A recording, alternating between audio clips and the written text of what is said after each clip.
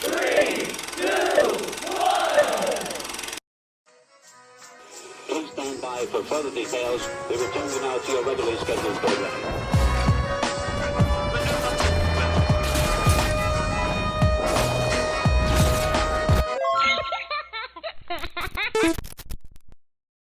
Hello to those of you who are feeling called to this reading, in particular, mystery reading number 1136.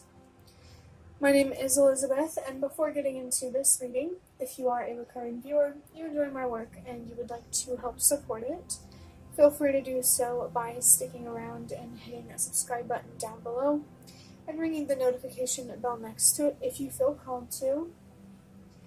And if you do feel called to subscribe and stick around, welcome, and thank you very much for your support in helping me reach 300 subscribers at this time, as well as your presence during this reading.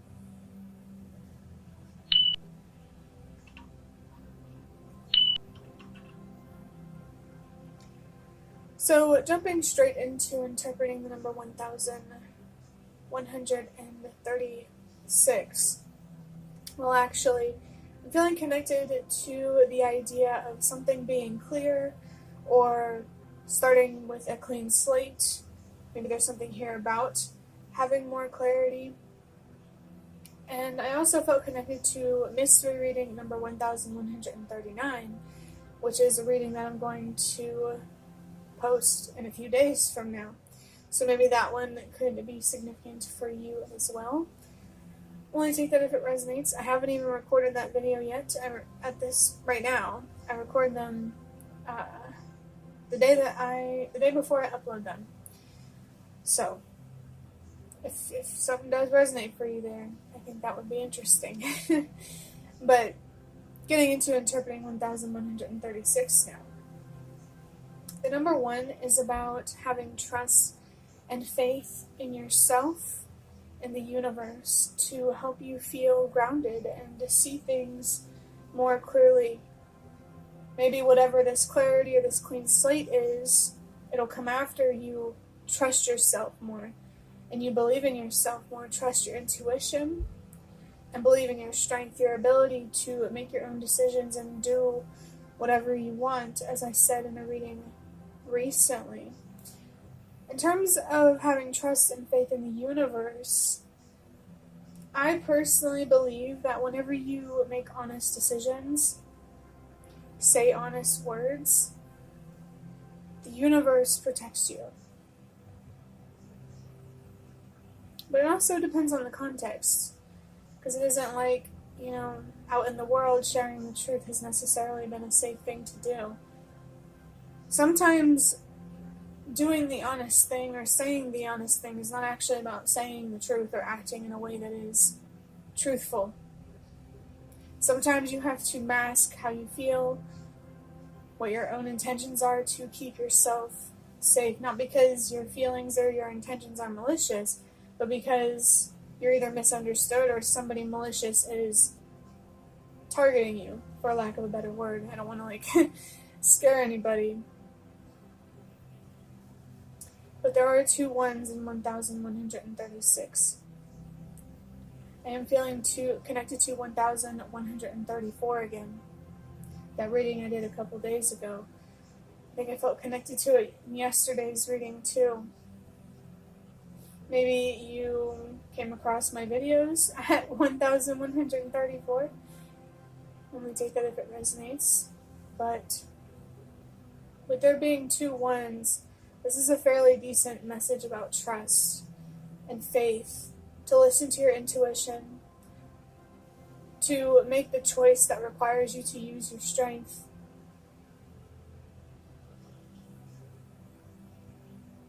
I had something else I wanted to say, which you might have been able to tell, but I forgot what it was. And I'm going to trust that I forgot for a reason, because I have ADHD. That tends to happen a lot, because I just have so much going on in my mind, especially whenever I'm doing readings. So yeah, I'm going to trust that happened for a reason. Moving on to the number 3. The number 4, though, is really, really standing out to me, and I just want to talk about that real quick. The number 4 is connected to stability and ancestors. So I just have this strong feeling that your ancestors are present here with you now to protect you with their presence, to protect you with awareness. You know, like, just make sure you're protecting your peace, your stability, yourself, your resources.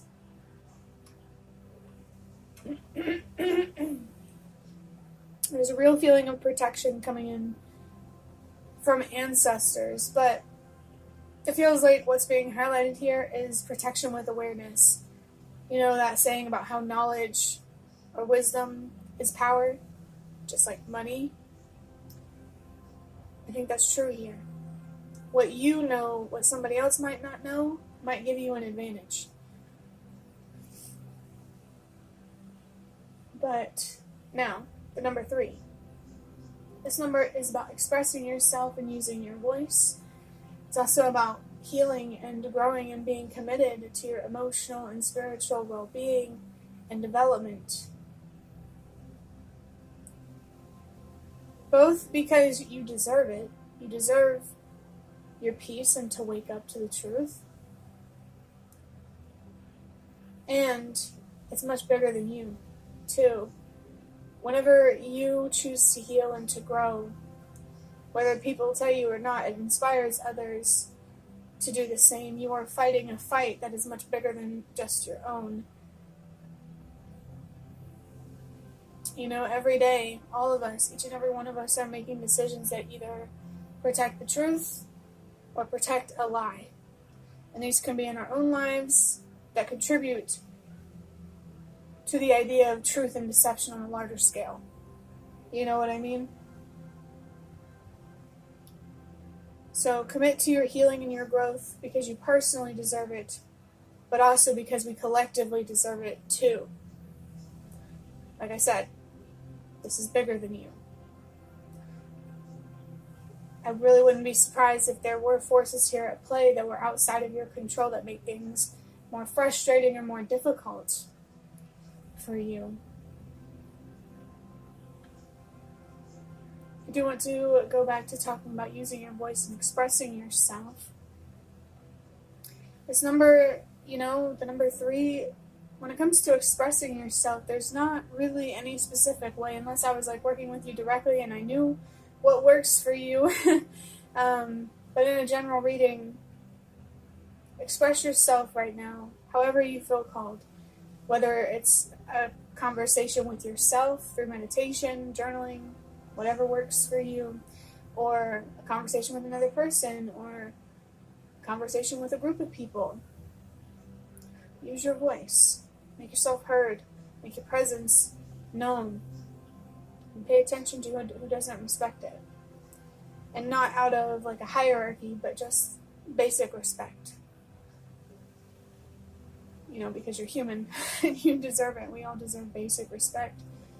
But moving on to the number 6, this number is encouragement for you to choose self-love and self-care instead of giving in to any hatred or resentment that you have towards yourself and destroying yourself because of it. This is a call to be a force in your own life that lifts you up instead of brings you down. Honestly, without considering forces outside of your control, the only thing or person that can stop you from feeling empowered is you. Even when there are forces outside of your control, you can still feel empowered and in control when considering where you don't have power or you don't have control. It's just power and control in a different way, in a way that is more realistic, maybe not as impactful, but just as important, I want to say. Now I'm feeling connected to the number 5, and I am hearing sirens outside, which you might hear them as well. And whenever I hear sirens in a reading, that is a sign to pay attention because the universe is really trying to bring your attention to something. And the number 5 is about change and transformation. So it feels like that is exactly what the universe, your spirit guides, ancestors are trying to bring your attention to. Change. Changing the way you think, the way you feel, what you believe, or changing a situation that is outside of you, like a relationship, a living situation, whatever it is. It feels like the universe and your spirit guides want you to make a positive change through loving and respecting yourself, using your voice, healing and growing, and having trust and faith in yourself and the universe itself. Adding up these numbers, 1 plus 1 is 2, plus 3 is 5, and 5 plus 6 is 11, and 1 plus 1 is 2. I do want to mention that the Justice card in tarot has the number 11 on it, and I used to mention it in readings just because I felt called to, but for this reading and some readings, I feel more of a resistance. And I just saw 111, another sign there to have trust and faith. And this could be a message for me, it can be a message for you, or confirmation, further confirmation for you. I looked down at the timer again, and I saw the number 122. Change starts with you. That's exactly what that number means. It reminds me of what I was talking about whenever I was saying that whatever you're going through is bigger than you. And you can have a positive impact here on others, on situations outside of yourself. But you first need to have a positive impact on yourself. How could you think more positively, feel more positively, or believe more positively? That is a level of control that nobody can take away from you.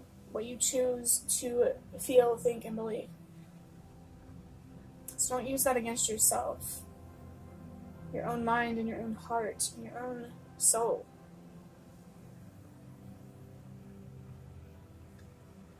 Talking about the number 2, after talking about the number 11, with justice, this could be about bringing justice to yourself and being rewarded with even more justice from the universe.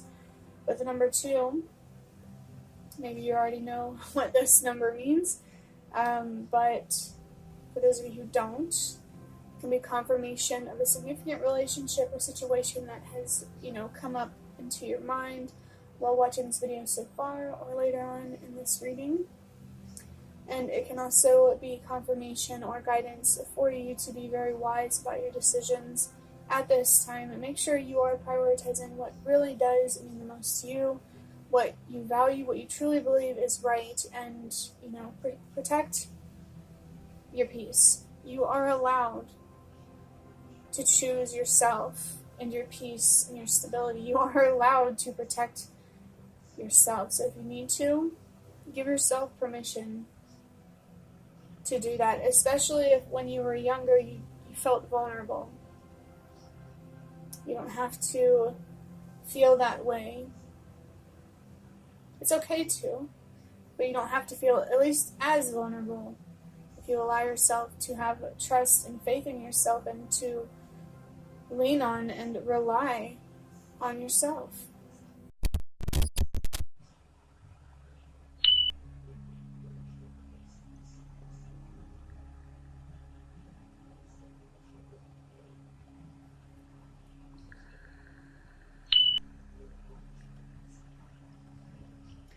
So you can see that there is a small deck of cards right here, as well as a baggie with a bunch of folded up pieces of paper. And I'm going to start with these cards here. By the way, you might see black stuff, specifically like on my finger and my thumb. That's because I was trying to fix something yesterday, so you might have already known what that was when I explained it in yesterday's video. But if you don't, that's what that is. But I just saw the number 432, which is a sign about trusting that everything happens for a reason. These cards here are Zoltar Speaks cards, which they were in this box here, so I can show you. It's like this little fortune teller thing, and I just noticed there's one stuck in the box. I think I'm going to take that one instead of shuffling out of the deck that was on the table. How interesting. So this says, standard setting directives you set must be followed, but the important thing is reformation. The words of appointment for accomplishment are pleasing, but the important thing is self-reflection. There is nothing you can do to gain complete satisfaction without self-reflection, nor can there be compliance without self-reformation. But loyalty and reliability first. If you have faults, do not fear. Self-improvement. And the lucky numbers are the number 2, 25, the number 4, the number 10, 41, and the number 3. Well, if you want to see it up closer, you probably can't. But that's okay. It doesn't matter since I already read it. But actually, let me pick that up again. See, because there were certain words standing out to me. Self-reformation, self-reflection, and self-improvement. There's a lot of focus here on yourself, improving, reforming, reflecting. It's very clear with this card to me that there is an opportunity to change internally. Changing the way that you think, how you feel, what you believe. It feels like there's really a big call here for you to reflect on what's going on psychologically for you and spiritually. Is your belief system, your perspectives, working for you or against you? You have to believe in your ability to understand yourself so you can make positive change for yourself. I need to pick this up again. Standard setting directives. The words of appointment for accomplishment. Feels like there's something here about adhering to something, appreciating your accomplishments, but it's more than just appreciation. It's like, for lack of a better way to say it, letting them get to your head. It does bring this feeling of like ego, but I don't want you to feel bad for feeling good about your accomplishments and maybe sticking to something that you believe in. But why do you believe in whatever you're sticking to? You know? There's always room for growth. It also says put loyalty and reliability first.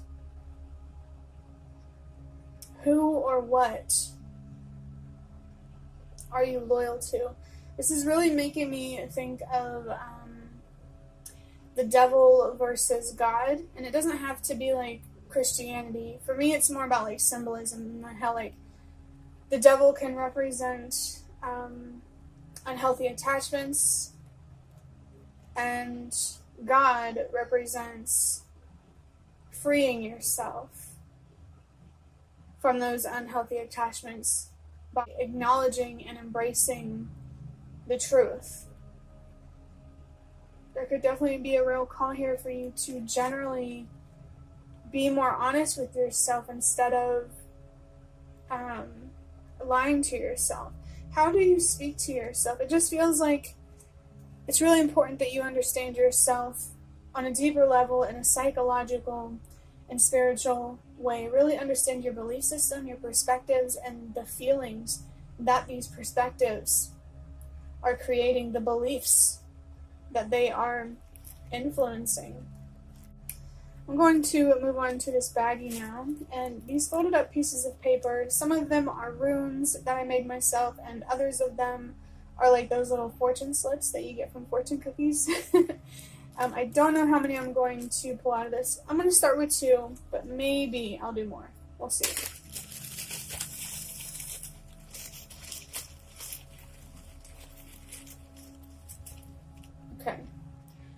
So the first one we have is a rune, and this one is called Berkana. It's associated with the letter B, and we have birth, new beginnings, fertility.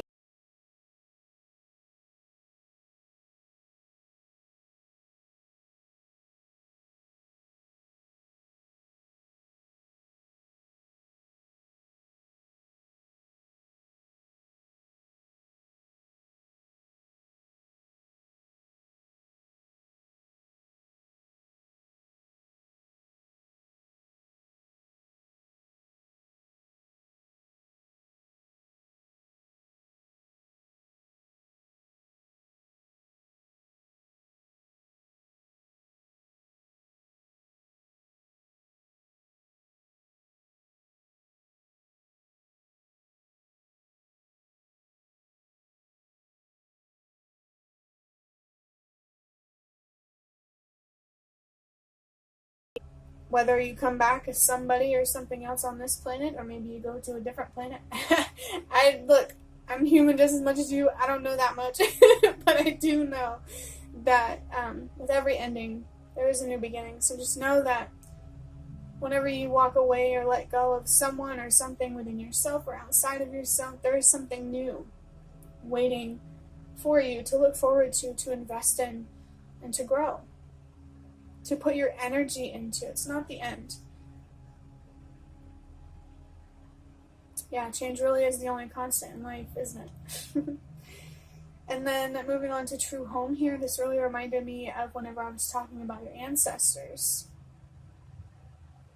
What can you do right now to make you feel more safe and secure and stable? And like you're at home. And this doesn't have to be a physical home. It can even just be about feeling like you're at home in your own body, in your own mind, in your heart, and your soul and stuff. I just saw a sign about a warning about somebody taking advantage of a vulnerable position that you're in, or trying to coerce you or manipulate you into a vulnerable position. Only take that as confirmation if it's something that you're already aware of. If it's something you're curious about, I don't see any harm in exploring it to see if that resonates for you. But make sure, you're focusing on your intuition and not your fear. It's something that you know, and not something that you don't know and you're afraid because you don't know. Let's get this last one here.